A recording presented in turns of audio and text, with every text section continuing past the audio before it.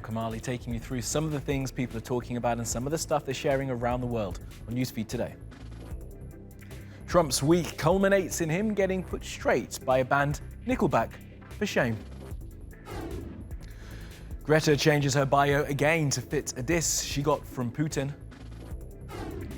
And a look at an elephant sanctuary in Myanmar.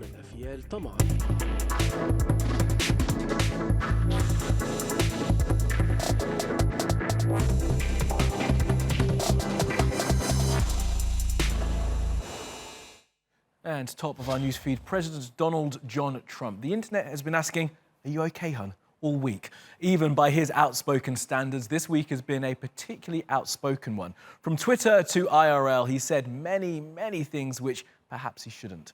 And while doing so, managed to get dissed by a 90s soft rock band.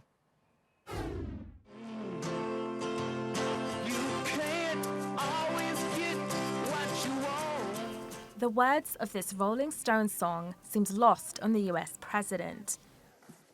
Should I do it? It played at an event in Florida on Thursday and at the end of most of his rallies, despite the band repeatedly asking him to stop playing their music.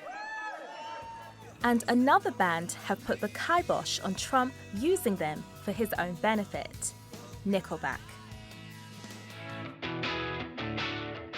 Trump's spending millions of dollars putting out Facebook ads to discredit his political opponents. So folks, we can make... His current focus is Joe Biden.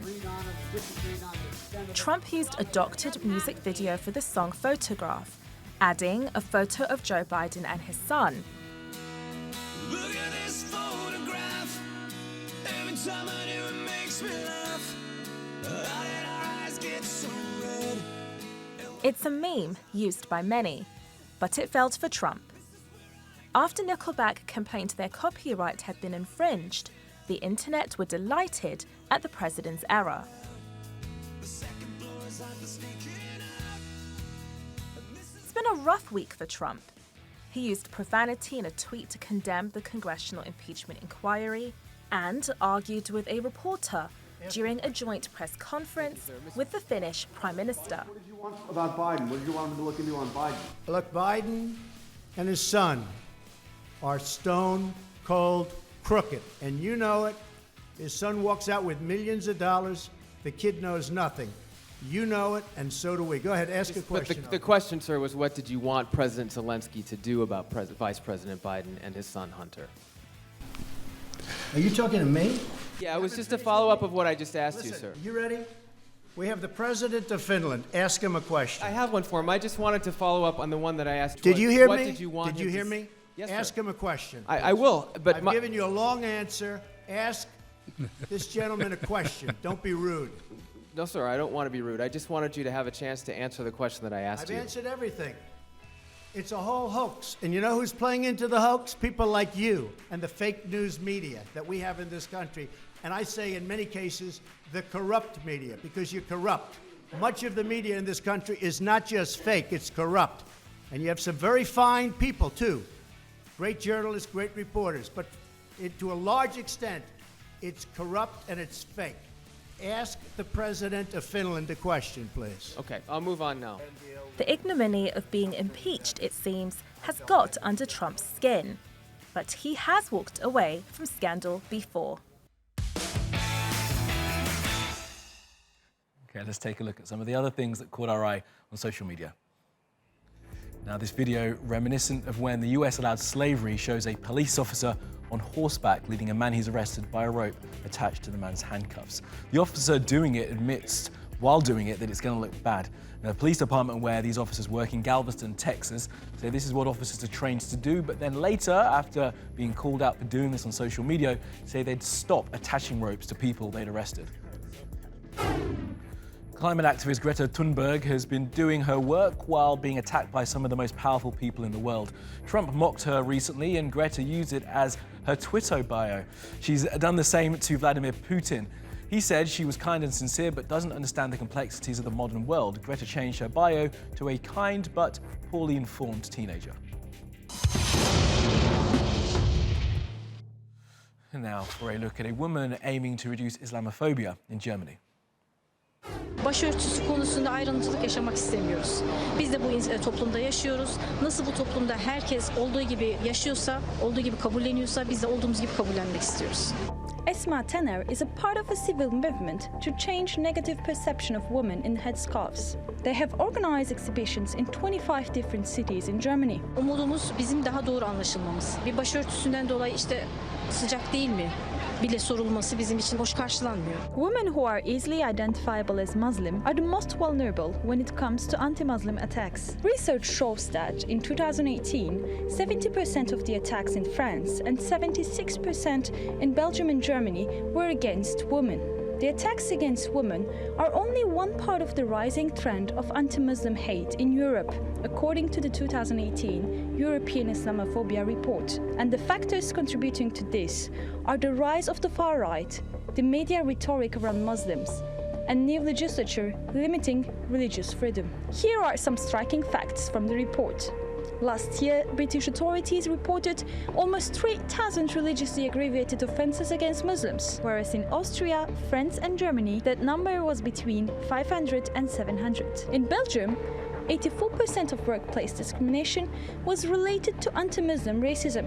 There were 40 attacks on mosques in Germany and 47 incidents in mosques in the Netherlands. The real numbers, experts say, could be much higher as a high percentage of anti-Muslim attacks go unreported. Only 12% of the Muslims are reporting the attacks or the discrimination against them to the authorities. It is difficult, to monitor Islamophobic attacks since many victims do not report or press charges against their aggressor. The justice system in many of the countries is not sufficient in prosecuting racist acts or especially Islamophobic acts targeting Muslims, and this inefficiency also prevents victims from reporting the attacks.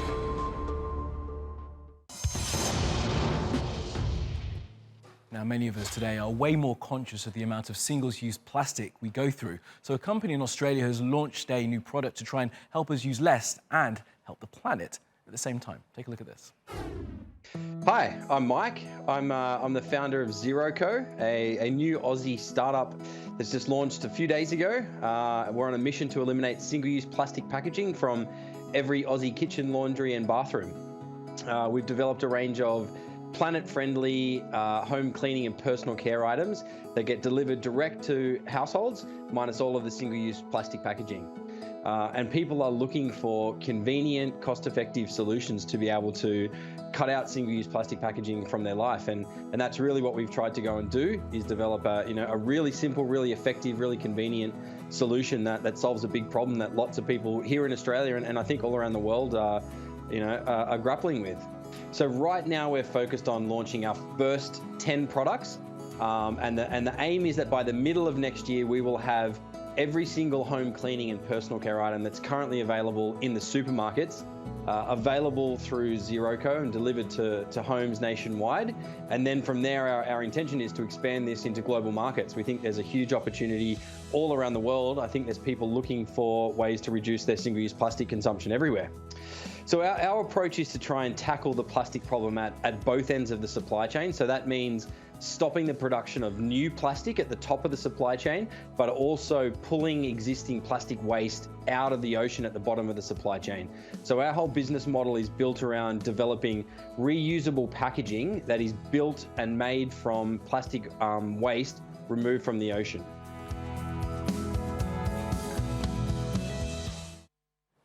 And now to the capital of Bangladesh for the story of a man who is trying to make the city a little less noisy.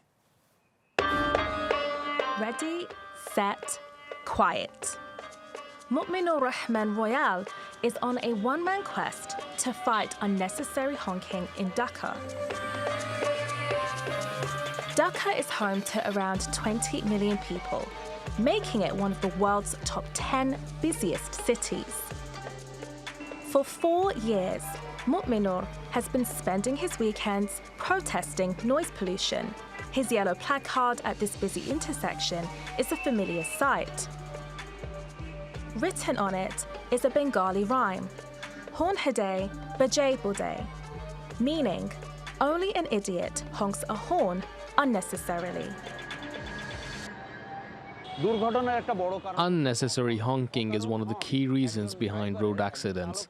Such noise could hamper the mental stability of the drivers. They become anxious because the driver behind is continuously hurrying him or her to move when there is no way to go. Heavy construction to accommodate a growing population and megaphones at political and religious events are also major noise pollutants.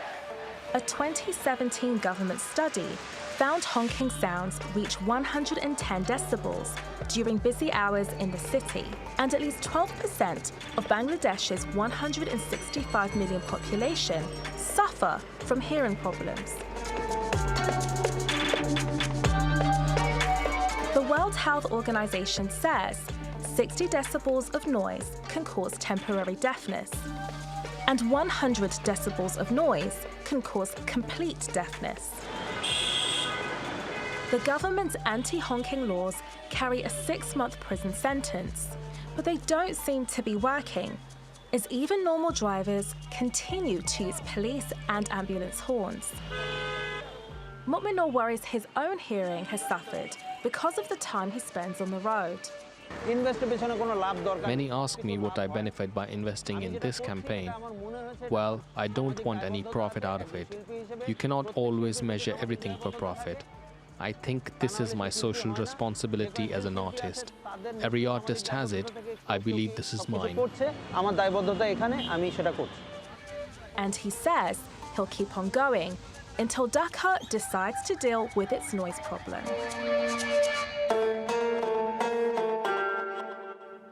And we keep on spinning around the world now for some other stories you need to know this Friday. The actor Gina Davis has announced her Institute on Gender in Media has partnered with Disney to roll out some software they've developed which monitors scripts for bias. The AI, which is called GDIQ Spell Check for bias, can analyze writing and work out if the characters are representative of society as a whole. BuzzFeed did an investigation into some Facebook accounts which were producing propaganda against Qatar and Iran. Now, Facebook have responded to the website's concerns by saying they've taken down 200 pages which were operating from UAE and Nigeria. And last up, some animals doing stuff, and these ones are being cared for after poachers try to take them. Have a look.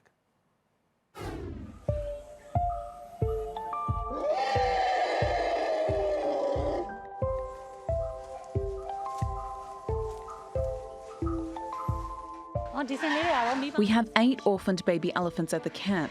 We received them from various places for different reasons.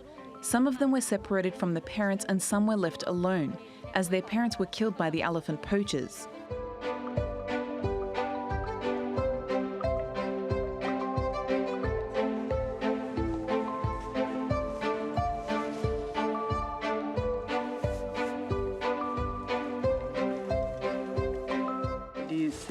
This baby elephant was injured from the snare trap of the poachers. When she just arrived at the camp last month, her leg was terribly sore. Now she is getting better as we carefully treat her with medicine twice a day.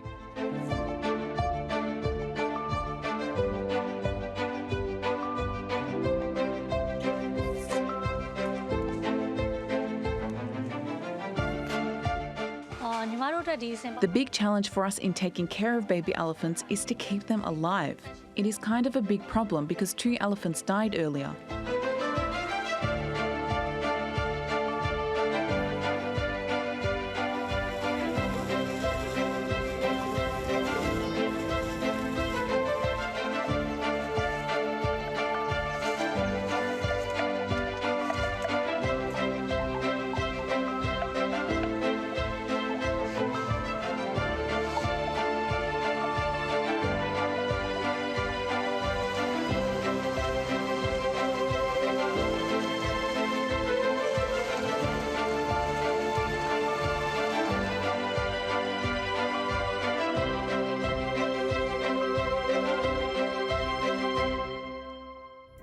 And that will be all from the Newsfeed team. Do reach out to me with your questions, comments, complaints and suggestions. You'll find me at Kamali Melbourne. You'll find us 24/7 on YouTube. You can subscribe to our channel and why not follow me on Twitter. Follow, subscribe and add, and I will see you again very soon.